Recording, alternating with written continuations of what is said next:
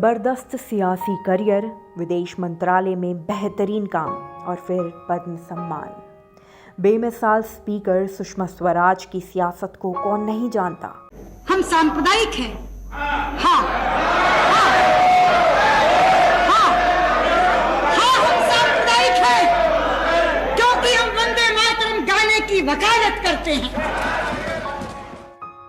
लेकिन सुषमा की शख्सियत सिर्फ सियासत तक सीमित नहीं है। उनकी ज़िंदगी में ऐसा बहुत कुछ है जो उन्हें परफेक्ट बनाता था। आज 14 फरवरी है। 1952 में आज ही के दिन हरियाणा के अंबाला में आरएसएस से जुड़े एक परिवार में हरदेव शर्मा और लक्ष्मी देवी के घर सुषमा का जन्म हुआ था। इत्तेफाक से वैलेंटाइन डे के दिन जन्मी सुषमा की लव स्टोरी भी बिल्कुल उनकी शख्सियत की तरह लाजवाब है। इस वीडियो में हम आपको बताएंगे सुषमा की जिंदगी के कुछ यादगार लम्हे। स्टूडेंट लाइफ से ही तेज तर्रार रही सुषमा संस्कृत और पॉलिटिकल साइंस दोनों में ही ग्रेजुएट थी। इसके बाद उन्होंने कानून की पढ़ाई भी की। सुषमा स्वराज की हिंदी पर बड़ी शानदार पकड़ थी। उनकी हिंदी में तत्सम शब्द अधिक होते थे, फिर भी उनकी भाषा बनावटी नहीं लगती थी। विदेश मंत्री रहते हुए सुषमा स्वराज ने अपने एक चर्चित भाषण में जनादेश की जो व्याख्या चाहें आप स्वीकार करें, लेकिन एक दृश्य जो इस सदन में उपस्थित हो रहा है उसकी अनदेखी आप नहीं कर सकते। आज से पहले इस सदन में एक दल की सरकार होती थी और बिखरा हुआ विपक्ष होता था, लेकिन आज बिखरी हुई सरकार है और एकजुट विपक्ष है। सितंबर 2016 में संयुक्त राष्ट्र में हिंदी में ही भाषण दिया था। उनके इस भाषण की पूरी देश में चर्चा हुई थी। पंजाब यूनिवर्सिटी में पढ़ते हुए उनकी लव स्टोरी की शुरुआत भी हो चुकी थी।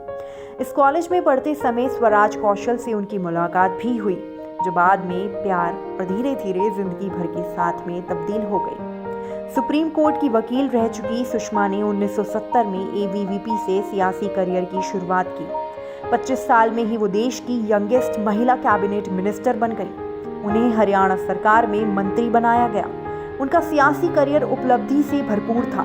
6 बार सांसद और 3 बार विधायक बनी सुषमा स्वराज दिल्ली की पहली महिला मुख्यमंत्री भी बनी। अटल प्रशासन में उन्होंने सूचना प्रसारण और स्वास्थ्य मंत्रालय का जिम्मा भी संभाला। इसके बाद विपक्ष में लोकसभा की नेता बनी और इसके बाद मोदी सरकार में विदेश मंत्री भी बनी। विदेश मंत्रालय में उनके अंदाज ने उन्हें जमकर लोकप्रियता भी दिलाई। एक ट्वीट पर उन्होंने समस्या का हल निकाला। उन्होंने सियासी हस्तियों के सामने बेहतरीन मिसाल पेश की। 4 दशक लंबे सियासी करियर को जब सुषमा ने अलविदा कहा तो उनके पति स्वराज कौशल के शब्दों ने सोशल मीडिया पर खूब वाहवाही बटोरी। मशहूर वकील के साथ साथ सांसद और राज्यपाल रहे स्वराज कौशल ने लिखा, थैंक यू मैडम, अब चुनाव ना लड़ने के लिए। एक समय में मिल्खा सिंह ने भी भागना छोड़ दिया था। 41 साल से तुम इस मैराथन में हो और मैं भी तुम्हारे पीछे 47 साल से भाग रहा हूँ। मेरी सांस फूलने लगी है। ये भी तो सोचो, अब मैं 19 बरस का नहीं रहा। इंटरकास्ट मैरिज के सख्त खिलाफ रहे परिवार में जन्मी सुषमा को उस दौर में प्यार हुआ था जब सब कुछ इतना आसान नहीं था।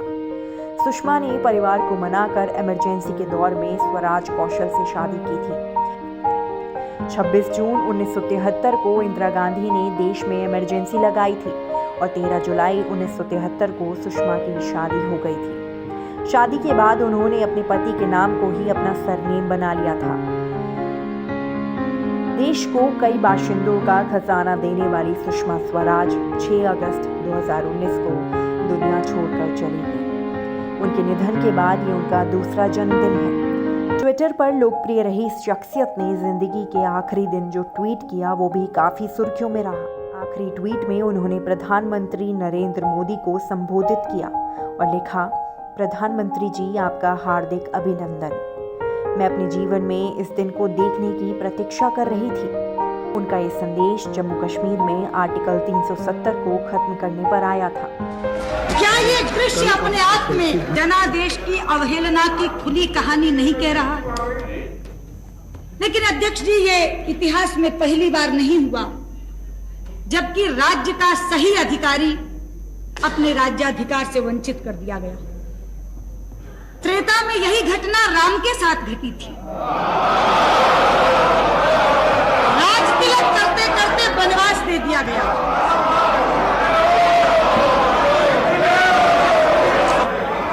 द्वापर में यही घटना धर्मराज युधिष्ठिर के साथ घटी थी, जब धूर्त शकुनी की दुष्ट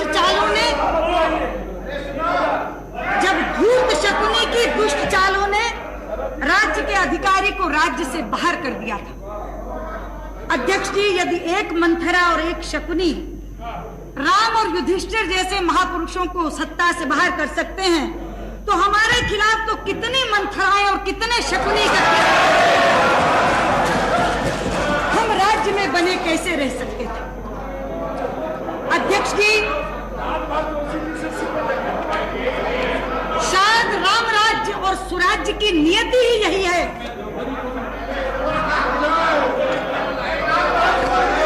Please. Come on.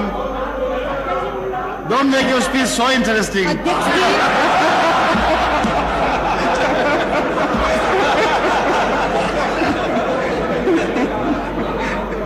अध्यक्ष जी, राम राज्य और सुराज्य की शायद नियति ही ये है कि वो एक बड़े झटके के बाद मिलता है, और इसीलिए मैं पूरे विश्वास से कहना चाहती हूँ कि जिस दिन 28 तारीख की दोपहर को मेरे आदरणीय नेता अटल बिहारी वाजपेयी ने इस सदन में प्रधानमंत्री पद से अपने त्याग पत्र की घोषणा की थी, हिंदुस्तान में उस दिन राम राज्य की भूमिका तैयार हो गई। हिंदुस्तान में उस दिन स्वराज्य की नींव पड़ गई थी। दूरदर्शन के सामने जीवंत प्रसारण देखने वाला हिंदुस्तान का वो मतदाता उनके त्याग पत्र की घोषणा के साथ करहा उठा था, ये अन्याय हुआ है, अन्याय हुआ है।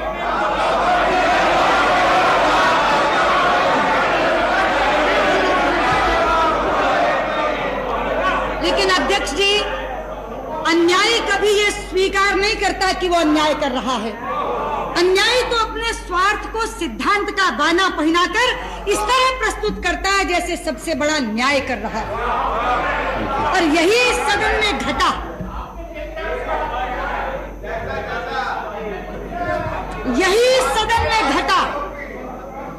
धर्मनिरपेक्षता का बाना पहनकर हम पर सांप्रदायिकता का आरोप लगाकर ये तमाम लोग एक साथ हो गए, एकजुट हो गए।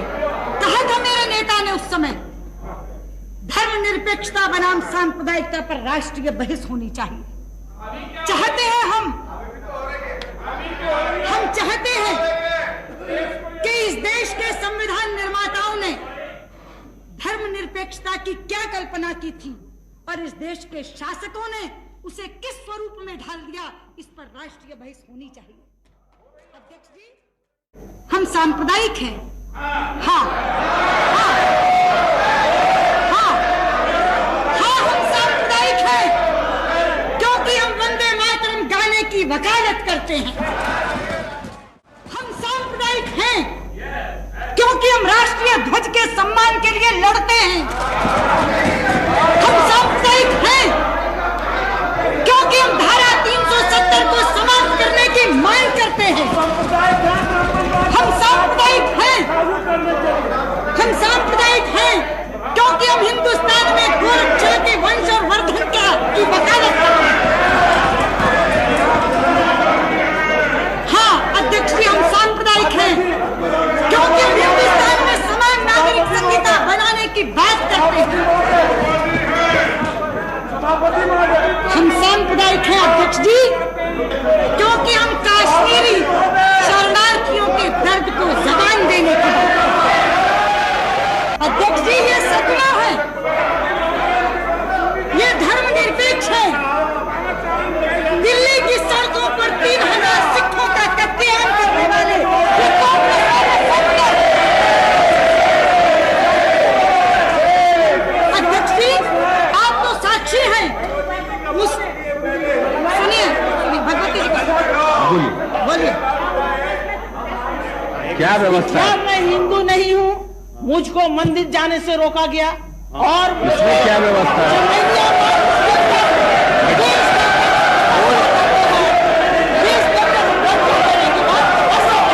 कोई व्यवस्था नहीं है भाई,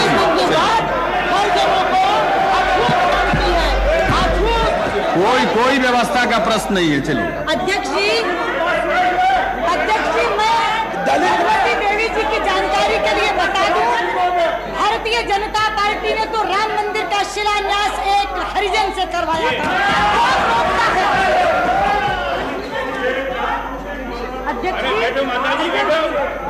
अध्यक्ष जी, मैं कह रही थी ये सेकुलर हैं, ये कांग्रेस जन दिल्ली की सड़कों पर 3000 सिखों का कत्लेआम करने वाले ये कांग्रेसमैन सेकुलर हैं, और आप बिहार के साक्षी हैं।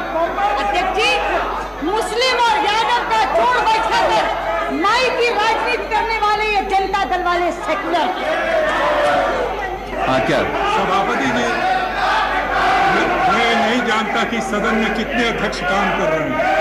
मैं केवल आपसे निवेदन कर रहा था कि कोई सदस्य अगर बोल रहा हो तो दूसरे सदस्यों को कम से कम हमारे जैसे लोगों को यह अनुमति देनी चाहिए कि उनकी बात हम सुन सकें। मैं नहीं जानता किस रोष में ये लोग बोल रहे हैं। आपसे बहुत से रोष वालों को मैंने देखा है, ये रोष उनको नहीं दिखा है। इसलिए मैं तो सभापति जी को ये कह रहा था, जब सुषमा जी बोल रही हैं तो उनकी बात को सुनना चाहिए और जिनको उत्तर देना हो उनको उत्तर देना चाहिए। हाँ। अध्यक्ष जी, मैं इनके सेकुलर क्रेडेंशियल्स का जिक्र कर रही थी। अध्यक्ष जी, अपने वोट बैंक को खुश करने के लिए निर्दोष राम भक्तों पर गोलियों से भूनने वाले ये सपा वाले सेकुलर, चकमा शरणार्थियों को भगाने वाले और घुसपैठियों को बसाने की वकालत करने वाले ये वामपंथी सेकुलर। सच्चाई तो ये है अध्यक्ष जी कि हम आप कंटिन्यू करिए। सच्चाई तो ये है अध्यक्ष जी कि चूंकि हम अपने हिंदू होने पर शर्म महसूस नहीं करते, इसलिए हम कम्युनल हैं, इसलिए हम सांप्रदायिक हैं। और इस देश में जब तक आप अपने हिंदू होने पर शर्मिंदगी महसूस नहीं करते, आपको इन तथाकथित बुद्धिजीवियों से सेकुलर होने का सर्टिफिकेट नहीं मिल सकता। अध्यक्ष जी, सेकुलरिज्म की हमारी परिभाषा यह है कि एक हिंदू अच्छा हिंदू हो, एक मुसलमान अच्छा मुसलमान, एक सिख अच्छा सिख हो, एक ईसाई अच्छा ईसाई, और सब अपने अपने पंथों का अनुसरण करते हुए एक दूसरे के धर्मों का आदर करें। ये हमारी परिभाषा है। लेकिन इनका सेकुलरिज्म हिंदू को गाली देने से शुरू होता है, और अगर आप उस गाली देने के कार्यक्रम में शिरकत नहीं करते तो आप सेकुलर हो ही नहीं सकते। और मैं कहना चाहती हूं, सरकार या ना सरकार, हमें सेकुलरिज्म की ये परिभाषा मान्य नहीं है। अध्यक्ष जी, आज से पहले तो केवल हिंदुत्व पर प्रश्न चिन्ह लगाया जाता था, हिंदुत्व शब्द के हमसे मायने पूछे जाते थे। लेकिन पिछले विश्वास मत पर चर्चा सुनते सुनते मेरी आंखें डबडबा गई जब इस सदन में भारतीयता शब्द पर भी प्रश्न चिन्ह लगा। आज से पहले तो कहते थे इंडियन नेशनैलिटी की बात कर सकते हो, लेकिन इसी सदन में चर्चा के दौरान कहा गया, मैं तो बहुत कद्र करती हूँ मुरासली मारन जी की, लेकिन उन्होंने कहा we are different, you are different. आप कौन सी संस्कृति की बात कर रहे हैं? भारतीयता क्या होती है? मुझे था शायद इनमें से कोई बोलेगा। एक उम्मीद चंद्रशेखर जी से जरूर थी, पता नहीं क्यों कौरवों की सभा के भीष्म पितामह की तरह आप भी मौन साधे रहे।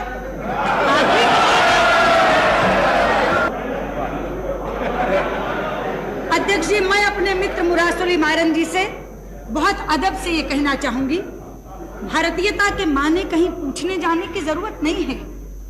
अरे भारतीयता का अर्थ यही है कि भंगड़े से भरतनाट्यम तक सारे नृत्य भारतवर्ष के नृत्य हैं। भारतीयता के माने ये हैं कि जम्मू के राजमा चावल और पंजाब की मक्की की रोटी से लेकर दक्षिण के इडली डोसे तक सारे आहार भारतवर्ष के आहार।